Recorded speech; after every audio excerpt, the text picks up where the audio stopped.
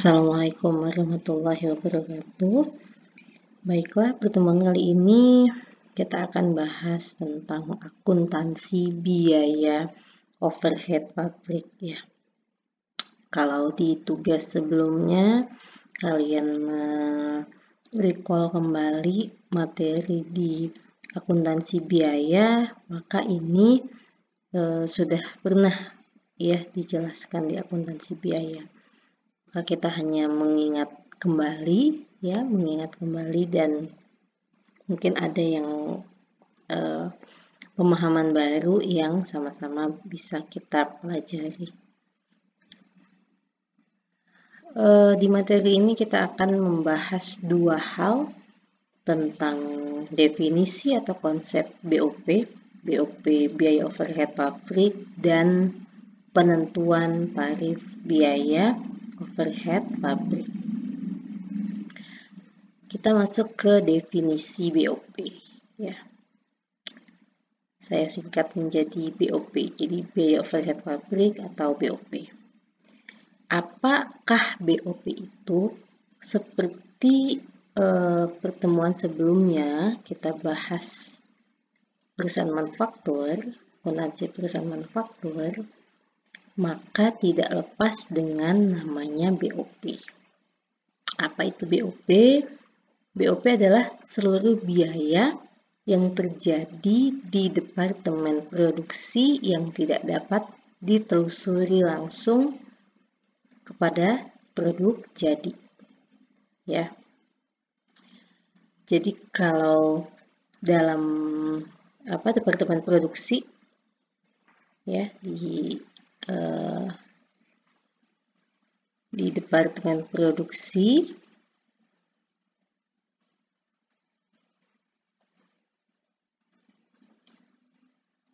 itu akan ada biaya langsung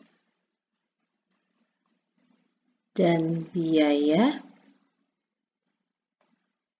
tidak langsung, direct cost dan indirect cost. Biaya langsung ini adalah biaya bahan baku dan biaya tenaga kerja langsung. Biaya bahan baku dan biaya tenaga kerja langsung. Sisanya disebut indirect cost atau biaya tidak langsung atau BOP yang akan kita pelajari di bab ini. Ya. Jadi BOP disebut juga dengan indirect cost. Sifat dan contohnya ya. Tadi sudah saya bilang bahwa ini salah satu sifatnya adalah biaya tidak langsung yang tadi ya, indirect cost. Lalu sifatnya lagi adalah BOP tidak dapat diidentifikasi secara langsung terhadap tiap satuan produk. Misalkan kita produksi furniture, meubiler ya, meubiler Jati. Meubiler Jati itu beda-beda bentuknya ya, dia tidak diproduksi secara massal, jadi sesuai pesanan gitu. Nah, ada namanya biaya bahan baku. Biaya bahan bakunya kayu misalkan ya, kayu jati. Ada biaya tenaga kerja langsungnya adalah buruh kayunya ya, atau yang ngecatnya ya, yang motong kayunya. Ada biaya tenaga kerja tidak langsung, misalkan mandor pabriknya. Nah,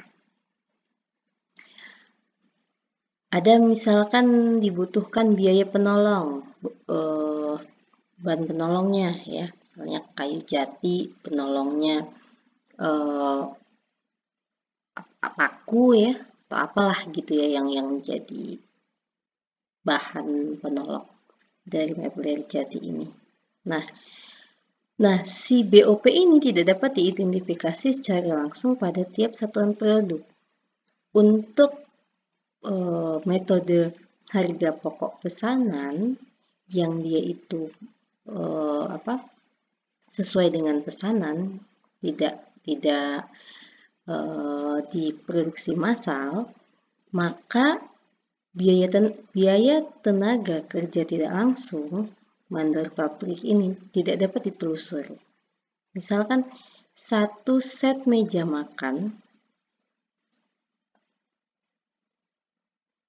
itu nggak tahu berapa sih ongkos mandor pabrik untuk menghasilkan satu set meja makan, karena meja makannya misalnya bentuknya bulat, lalu ukurannya berbeda ya, dia mau misalkan ada detailnya, detail ukirannya dan lain sebagainya, namanya pesanan, jadi macam-macam beda, maka ada biaya tenaga kerja tidak langsung.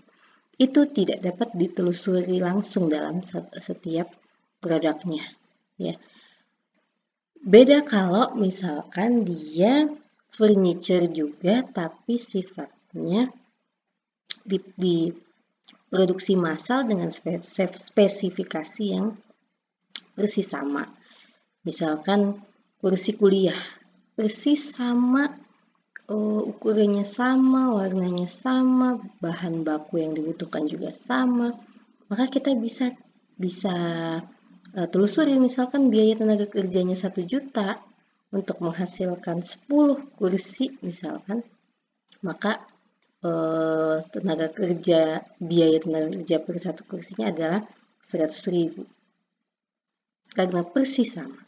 Tapi kalau dia pesanan, bentuknya pesanan, beda ukiran, beda ukuran ya, beda lekuk-lekuknya, beda lika-liku ukurannya, maka nggak bisa gitu. Ada pembeda antara biaya tenaga kerja langsung dengan tidak langsung. Itu. Jadi bisa dibayangkan ya. Ini contohnya. Ini ada contohnya bahan penolong harga pokok pesanan. Seperti yang sudah dituliskan oleh kalian di tugas sebelumnya, harga pokok pesanan ini sudah dibahas juga di akuntansi biaya ya. Jadi mudah-mudahan apa yang saya sampaikan juga bisa dipahami ya. Karena ini sifatnya mengulang ya. Jadi ada bahan penolong pada harga pokok pesanan yang dimana setiap unit produksi pesanan itu beda antara satu pesanan dengan pesanan lain.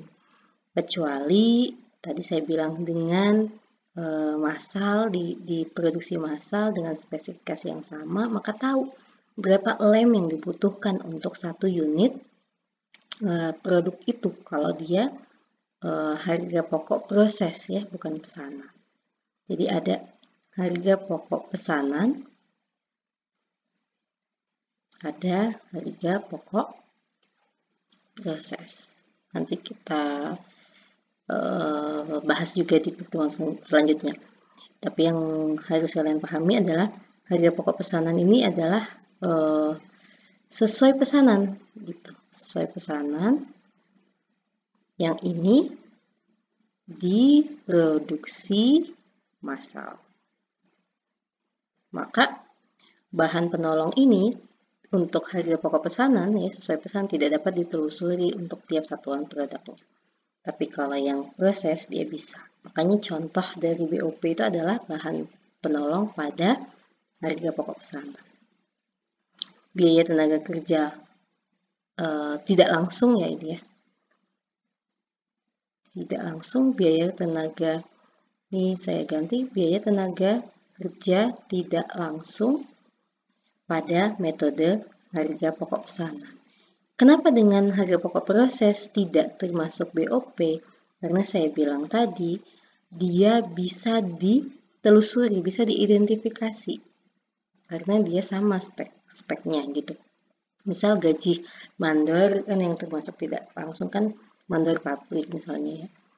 Untuk menghasilkan 100 kursi kuliah, maka digaji misalkan, atau mandor itu digaji bulanan, digaji 10 juta sebulan, dalam sebulan itu dia bisa menghasilkan atau memproduksi 1000 piece kursi kuliah, maka tinggal dibagi 10 juta dibagi 1000, itulah biaya tenaga kerja tidak langsungnya si mandor. Jadi bisa ditelusuri, maka dia tidak termasuk yang BOP kalau harga pokok proses. Nggak ada BTKL dan BTKTL ya. Nggak ada yang tidak langsung, tidak ada yang langsung. Jadi semuanya adalah biaya tenaga kerja kalau di harga pokok proses. Contoh BOP lagi, asuransi gedung pabrik, depresiasi gedung pabrik, depresiasi mesin, beban perlengkapan pabrik, dan lain-lain. Jadi yang patut diingat adalah sifat dari BOP ini tidak dapat ditelusuri atau tidak dapat diidentifikasi secara langsung terhadap tiap satuan produk. Ya, kalau bisa ditelusuri berapa yang dipakai, berapa yang digunakan, itu bukan BOP ya, tapi dia termasuk yang direct tadi, direct cost.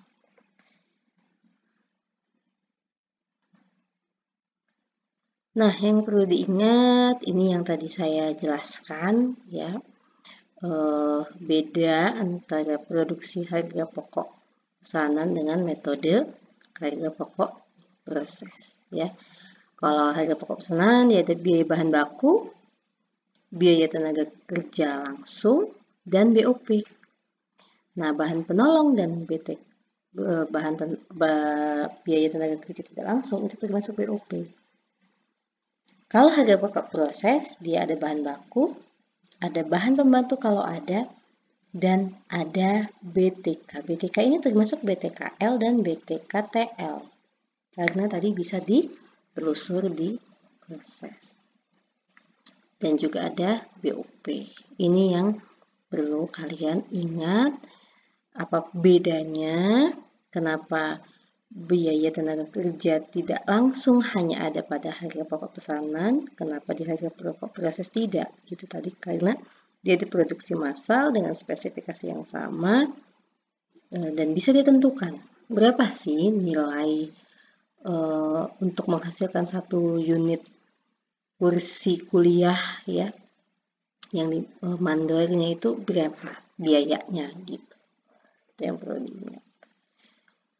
Next, nah itu tadi definisinya, sifatnya ya BOP. Selanjutnya adalah penentuan tarif BOP. Oke.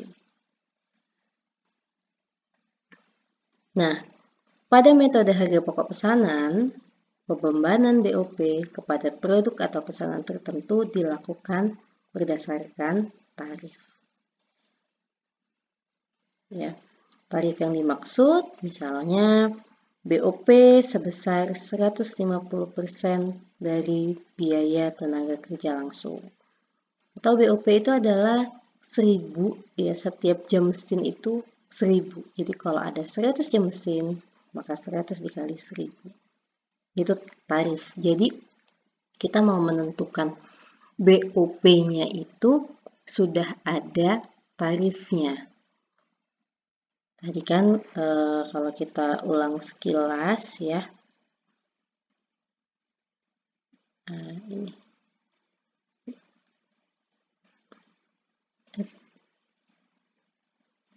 Nah ini yang saya bilang, ada departemen produksi, ada biaya langsung, ada biaya tidak langsung.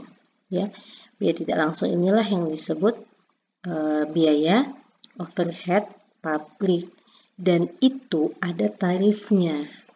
Ya, jadi berapakah biaya produksi satu barang? Misalkan tadi perusahaan kursi, yaitu biaya tenaga kerja langsung atau biaya langsung ditambah biaya tidak langsung. Biaya langsungnya bisa kebayang nih, dia butuh bahan baku berapa, dihabiskan bahan baku itu berapa, lalu tenaga kerja yang dibayar itu berapa, dijumlahkan.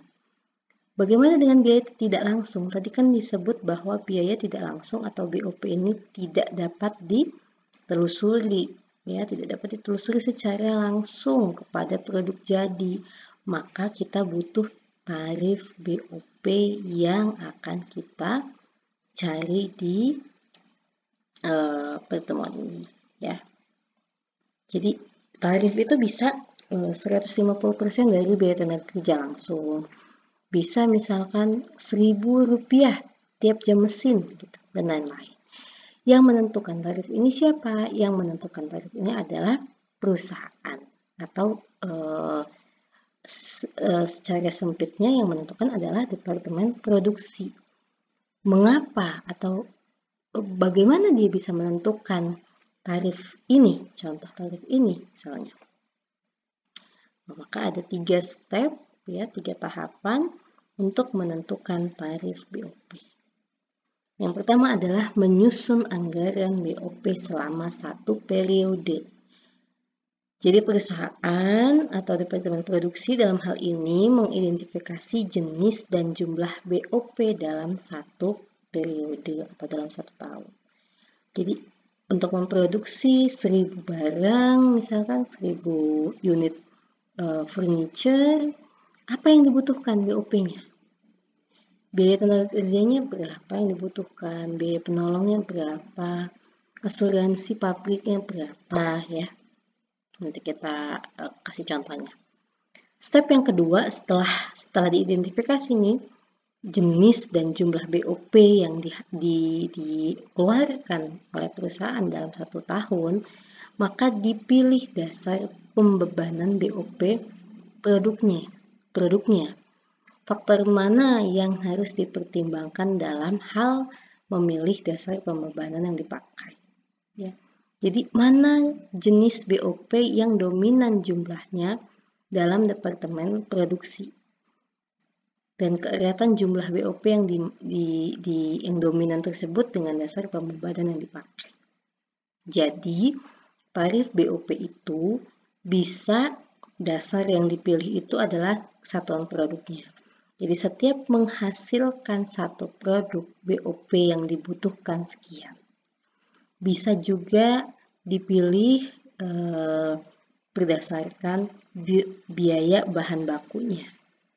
Jadi setiap bahan baku yang digunakan senilai sekian, ya, BOP-nya itu ditentukan sekian.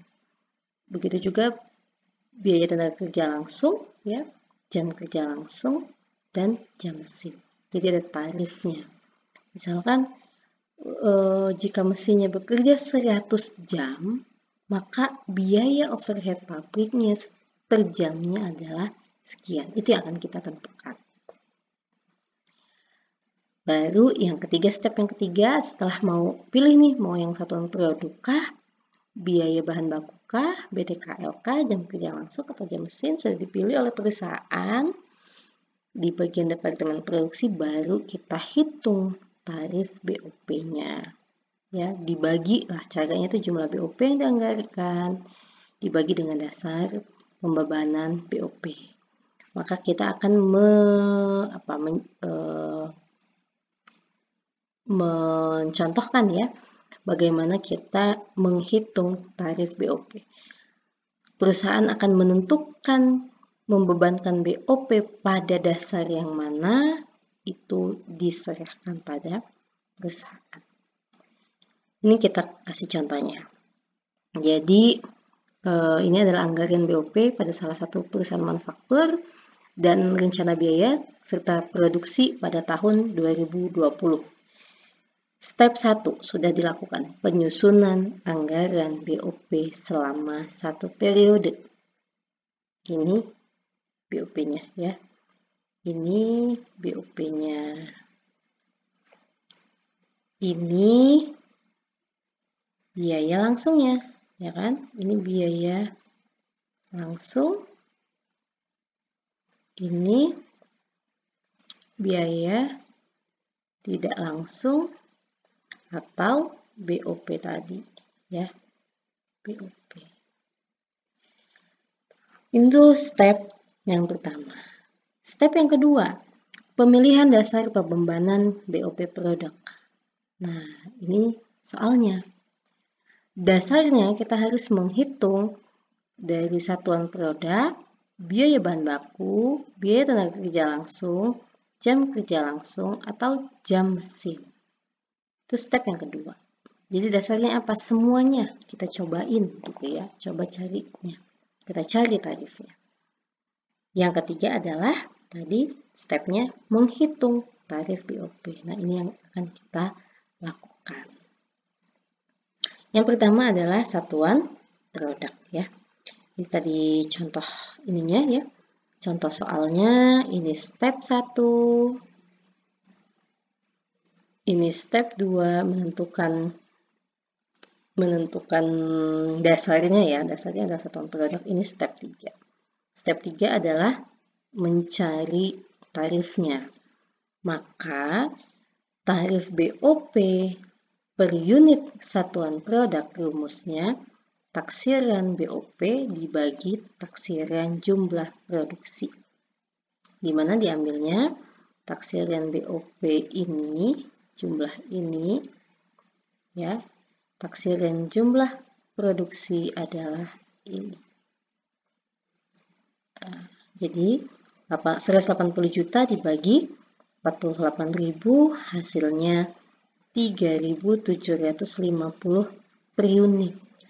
Maka kalau kita mau memproduksi 1000 barang ya, produksi 1000 barang maka 3750 dikali 1000. Jadi 3.750.000 rupiah BOP yang dikeluarkan untuk memproduksi 1000 barang. Ya, paham sampai sini ya.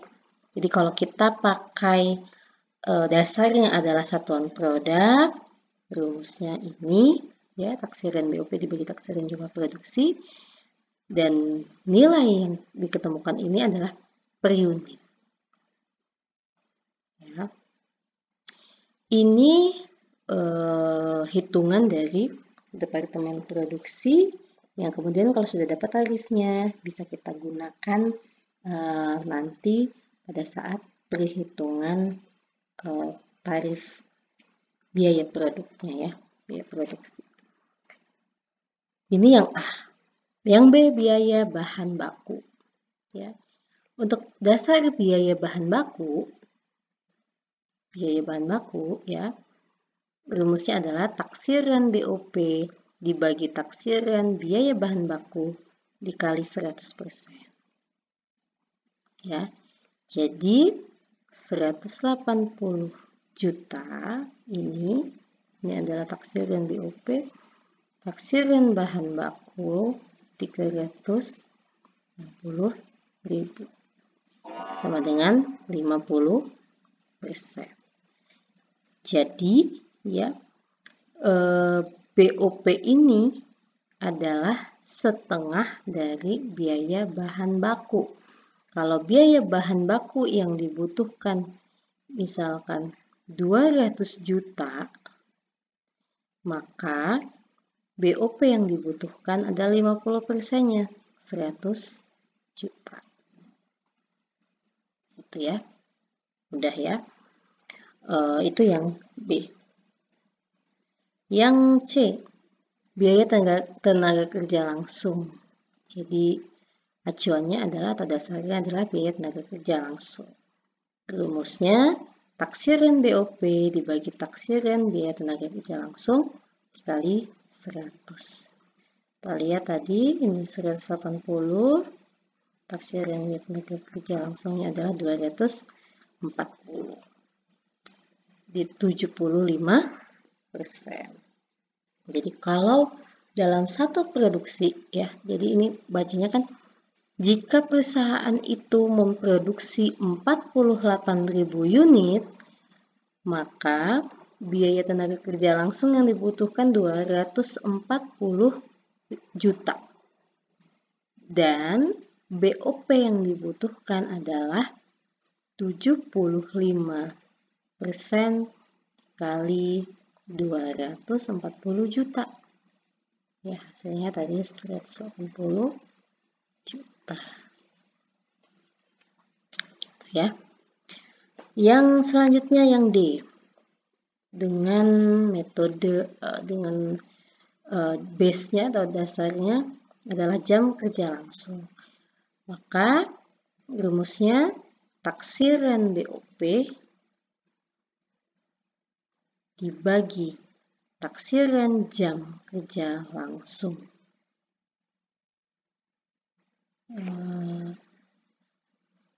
Ini nggak pakai 100% ya, maaf. Nah, ini rumusnya ini aja. Taksiran BOP, ini. Taksiran jam kerja langsung, ini. Ya, tidak 100%. Hasilnya 7.500. Jadi BOP yang dibutuhkan dalam 24.000 jam adalah 180 juta. Kalau 1 jam sama dengan 7.500. Kalau 2 jam kerja langsung kali 15 ya.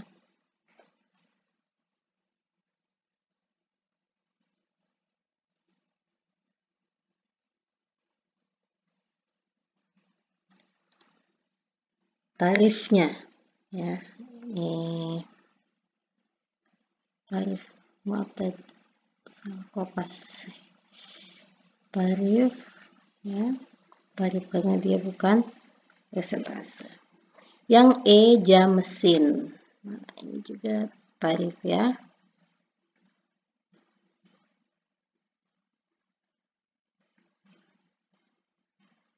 Kalau jam mesin berarti taksiran BOP dibagi taksiran jam mesin. 180 juta dibagi 18.000, 10.000. Jadi setiap 1 jam mesin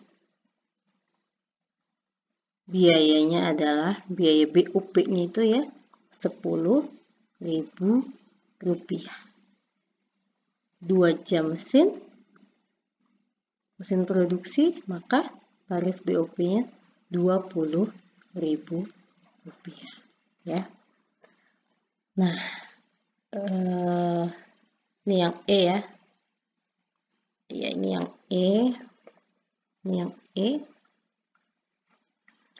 Itu ya, kita sudah menghitung tarif BOP berdasarkan 5 base ya, atau 5 dasar: satuan produk, biaya bahan baku, biaya tenaga kerja langsung, jam kerja langsung, dan jam mesin. Lalu perusahaan akan memilih yang mana? Memilih satuan produk, biaya bahan baku, biaya tenaga kerja langsung, jam kerja langsung, atau jam mesin. Itu disesuaikan lagi dengan kebutuhan perusahaan. Ya, apakah pakai yang base yang mana? Yang jelas kita sudah bisa mencari tarif BOP dengan 5 dasar tersebut. Nah, selanjutnya ini ada latihan. Nanti latihan ini akan saya unggah di Google Classroom dan dikerjakan. Ditunggu hari ini ya, untuk bertanda bahwa kalian masuk dalam mata kuliah hari ini. Kalau ada yang mau ditanyakan, silahkan ditanyakan di grup ya, WhatsApp grup. Nanti kalau memungkinkan saya segera balas. Terima kasih atas perhatiannya. Mohon maaf jika ada kesalahan. Assalamualaikum warahmatullahi wabarakatuh.